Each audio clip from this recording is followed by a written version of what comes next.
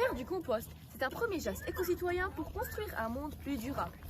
Imaginez un monde où le mot déchet n'est pas un synonyme d'ordure. Imaginez un monde dans lequel nous considérons nos déchets comme des ressources. Eh bien, ce monde existe grâce au compostage. L'objectif premier du compostage est de réduire votre empreinte écologique en diminuant la taille de vos poubelles. Ce geste éco-citoyen a une double utilité. Fabriquer de l'engrais naturel est gratuit pour vos plantes, mais aussi diminuer l'émission de gaz à effet de serre en réduisant le traitement et le transport des déchets. Le composteur est un outil qui reproduit le processus naturel du compostage. Dégradation, puis une maturation des déchets pour les transformer en un compost. La seule différence avec le compostage présent dans la nature est que ce processus est initié par l'humain.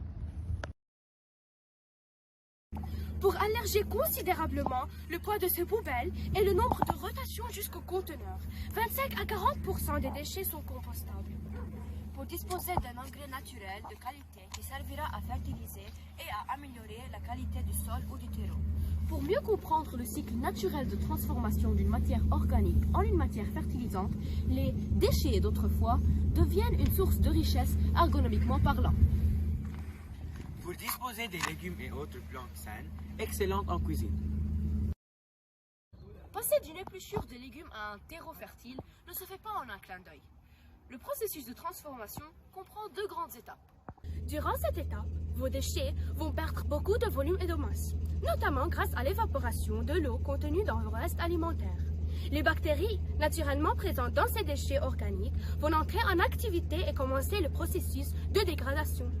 Cette forte activité des micro-organismes va faire augmenter la température du compost. En parallèle, les champignons vont agir sur les matières qui résistent aux bactéries. C'est au tour des macro-organismes, vers de terre et insectes d'entrer en action. Ils vont manger et digérer la matière dégradée par les micro-organismes. Ils vont aussi aérer ce terreau grâce à leur déplacement et à leur consommation. En sortie, on obtient du compost qui est un terreau très riche en éléments nutritifs, mais aussi du thé de compost, qui est une eau très concentrée en nutriments, à diluer avant de la mettre dans vos plantes. Et c'est ainsi que mon bus roule à la peau de banane.